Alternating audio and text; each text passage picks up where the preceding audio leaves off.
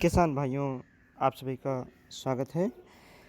Double line trench विधि से श्री जयप्रकाश तिवारी जी जो ग्राम ढोणेपुर जनपद गोंडा के किसान हैं।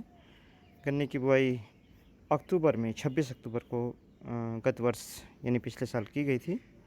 इसकी जो लाइन से लाइन की दूरी है वो 4.5 फीट है। सिंगल बड एक आंख के गन्ने के टुकड़े का प्रयोग किया गया था। 1 मीटर की गूल की लंबाई में लगभग 24 से 25 स्वस्थ गन्ने इसमें हैं। लेकिन आगे किस तरीके से ये गन्ने स्वस्थ रखे जाएं, इनकी ग्रोथ चलती रहे, इसके लिए किसान भाई कुछ प्रबंध कर सकते हैं। चूँकि डबल लाइन का जो गन्ना है इसमें पौधों की संख्या ज़्यादा रहती है और उनका अगर पर स्टिक वेट पर केन वेट हम ज़्यादा ले लें, यानी एक गन्ने का वज़न ज़्यादा ले लें, तो हमारा उत्पादन बहुत बेहतर हो सकता है। पोटास एक ऐसा तत्व है जो गन्ने में रोग रोधक क्षमता पैदा करता है। यानी गन्ने में चाहे कीट का प्रकोप हो और चाहे बीमारियों का प्रकोप हो, जैसे कि रेड राट हो, चाहे पोका बोइंग हो, इस तरीके की बीमारियां हों, इनको भी रोकता है और से गन्ने को सुरक्षित करता है। पोटास की एक और ख़ास बात है कि जो गन्ने के अंदर टर्गर प्रेशर को बढ़ा देता है, जिससे गन्ना ज़मीन से नमी लेता है, लेने की उसकी क्षमता बढ़ती है। और जो इंटरनोड की लंबाई है, यानी पोर की लंबाई है और मोटाई है, पानी ज़्यादा नीचे से लेने के कारण यह बढ़ जाती है। और शुगर की कंडेंसेशन में, यानी जब चीनी का संचयन गन्ने के अंदर होता है सुक्रोज के रूप में, जिससे गन्ने का वज़न बढ़ता है, उसकी फोटोसिंथेसिस की प्रक्रिया में भी पोटास का बहुत बड़ा रोल रहता है। दूसरी तरफ इसका एक और रोल है कि गन्ने की जो पत्तियां हैं इनको सीधा रखता है, यानी इनका जो ओरिएंटेशन है, एंगल ऑफ ओरिएंटेशन, जिससे इनको फोटोसिंथेसिस ज़्यादा हो और हरा भरा गन्ने की पत्ती बना रहे, तब जाकर के शुगर का फॉर्मेशन गन्ने के अंदर ज़्यादा होगा। उसमें भी पोटास सहायता प्रदान करता है। पोटास इस समय चूँकि सितंबर में भी काफ़ी बारिश हुई है, गन्ने में कहीं पोका बोइंग थोड़ी सी लगी हुई है और कहीं वाटर लॉगिंग के कारण गन्ना प्रभावित हो गया है, और कुछ गन्ने के क्लम्प ऐसे भी हैं जहाँ हल्का सा बिल्ट है, हल्का सा रिटर्ट है। तो ऐसी दशा में अगर इसको एक हम बूस्टर डोज केवल स्प्रे के रूप में बायो पोटास का दें। ये एक पोटास है जिसमें थोड़ा सा ह्यूमिक एसिड भी मिला हुआ है और कुछ इसमें नाइट्रोजन मिलाया गया है। केवल 100 लीटर पानी में 1 किलोग्राम नाइट्रोजन मिलाया गया है और बेविस्टिन 100 ग्राम मिला करके 100 लीटर में, और फिर इसका स्प्रे किया जा रहा है। इसका उद्देश्य यही है कि जो पोका बोइंग बीमारी है वह भी ख़त्म हो जाएगी, और साथ में गन्ने का जो मोटाई है और उसकी लंबाई है और उसकी ग्रोथ, ये लगातार और बेहतर होती चली जाएगी। गन्ने में रोग नहीं आएंगे, जिससे हम अच्छा उत्पादन ले पाएंगे। किसान भाइयों, जब भी आपको गन्ना सितंबर के महीने में और अक्टूबर के महीने में बोना हो, ख़ास तौर से CO0238 गन्ने की प्रजाति, जिसमें बहुत ज़्यादा मात्रा में रेड रॉट आ रहा है, यानी गन्ने की लाल सड़न बीमारी आ रही है और पोका बोइंग आ रही है। इस गन्ने को जब भी बोना हो तो ऐसे खेत में बोएं जिसमें पहले से इसमें यह रोग न लगा हो। बीज का चयन करें, मोटा गन्ना चयन करें, और जिस गन्ने के थान में, क्लम्प में एक भी गन्ना सूखा ना हो, पीला ना पड़ा हो, वहाँ से बीज चयन करें।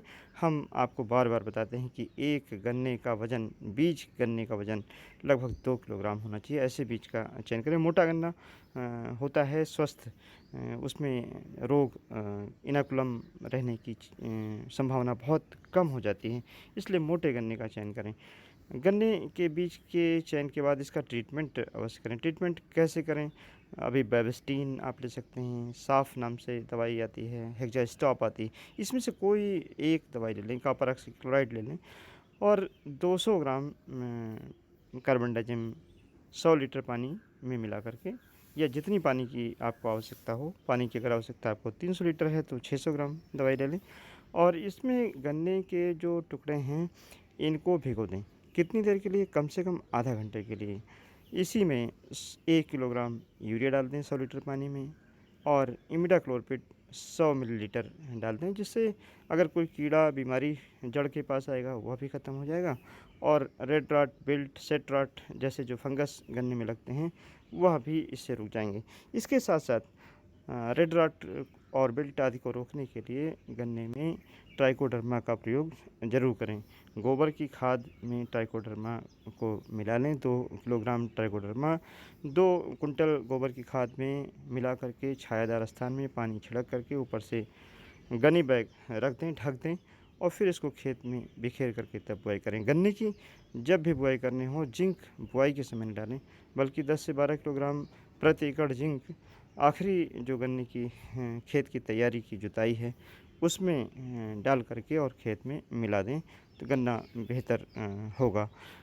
खाद के रूप में सिंगल सुपर फास्फेट का प्रयोग करें 200 किलोग्राम बुआई के समय और 50 किलोग्राम म्यूरेट ऑफ पोटाश जिसमें 60% पोटाश होता है उसका प्रयोग करें और एक बोरी यानी 50 किलोग्राम लगभग आप यूरिया का प्रयोग कर सकते हैं। इसके साथ साथ माइक्रो न्यूट्रिएंट्स जिसमें जिंक और बोरान जैसे तत्व हों, आयरन, उसका 25 किलोग्राम प्रति एकड़ की दर से प्रयोग कर लें और करीब 25 किलोग्राम ही आप जो सागरिका है इसका प्रयोग कर लें, चूँकि इसमें पीजीआरस भी होते हैं, प्लांट ग्रोथ रेगुलेटर्स भी होते हैं और ह्यूमिक एसिड, फल्विक एसिड का भी अलग से प्रयोग अगर बुआई के समय कर लें तो गन्ने की जो ग्रोथ होगी आपकी और जर्मिनेशन होगा वो बेहतर होगा। गोल की जो गहराई है ये 30 सेंटीमीटर से कम ना हो अगर ज़मीन आपकी गहरी और अच्छी ज़मीन है, ख़ास तौर से अगर बलुई दोमट मिट्टी है और गोल की चौड़ाई 30 सेंटीमीटर हो जिससे डबल लाइन में गन्ना बोएं। इस समय 2 तरीके से गन्ना आप बो सकते हैं, एक सिंगल बड यानी एक आँख के गन्ने की बुआई कर सकते हैं और दूसरा 2 आँख के गन्ने की बुआई कर सकते हैं। अगर एक आँख के गन्ने की बुआई करते हैं इसमें टेलरिंग काफ़ी ज़्यादा होती है, लेकिन इसको नज़दीक ना बोएं। एक टुकड़े से दूसरे टुकड़े के जो बीच की दूरी है वह कम से कम 45 सेंटीमीटर रखें। अगर डबल लाइन ट्रेंच में बो रहे हैं तो 2 फीट की दूरी होनी चाहिए, यानी दोनों तरफ मिला करके यह दूरी लगभग 1 फीट की हो जाएगी और आमने सामने गन्ना नहीं डालेंगे, जिससे कि प्लांट्स की जो ओवर क्राउडिंग है वह ना होने पाए, यानी पौधे एक जगह ना होने पाए, जिससे उनमें पोषक तत्व ज़मीन से लेने में प्रतिस्पर्धा ना हो और बाद में जो प्रकाश संश्लेषण की प्रक्रिया है वह बाधित ना हो और जो जड़ों का फैलाव है वह भी समान रूप से अगर हो पाएगा तभी जा कर के सारे गन्ने एक मोटाई के हो पाएंगे। यहाँ पर आप ये देख सकते हैं काफ़ी बेहतर गन्ना है, इसको डबल लाइन में बोया गया था। अभी हम लोग ये पोटास इसमें प्रयोग कर रहे हैं, एग्रीक्रो नाम का पोटास, कोई भी पोटास आप प्रयोग कर सकते हैं और उसके साथ में पोटास के साथ में यूरिया भी डाली जा रही है जिससे ग्रोथ कंटिन्यूअस गन्ने की होती रहे। किसान भाइयों, गन्ना बोने के बाद जैसे कि मैंने अभी बताया, गन्ना बोने के बाद केवल 2 अंगुल मिट्टी यानी लगभग 3 सेंटीमीटर मिट्टी से गन्ने के टुकड़ों को ढक दें। अगर आपकी ज़मीन कड़ी है, हार्ड सॉइल है, तब इसमें पानी ना लगाएं तुरंत। अगर आपकी सैंडी लोम सॉइल है और नमी कम है तो आप ट्रेंच में पानी लगा दें, लेकिन हमेशा यह ध्यान रखें कि ट्रेंच में जब पानी लगाएं तो हल्का पानी लगाएं। जब ज़्यादा पानी लगाते हैं तब ट्रेंच आपकी ख़राब हो जाती है, मिट्टी ऊपर से गिर जाती है और गन्ने की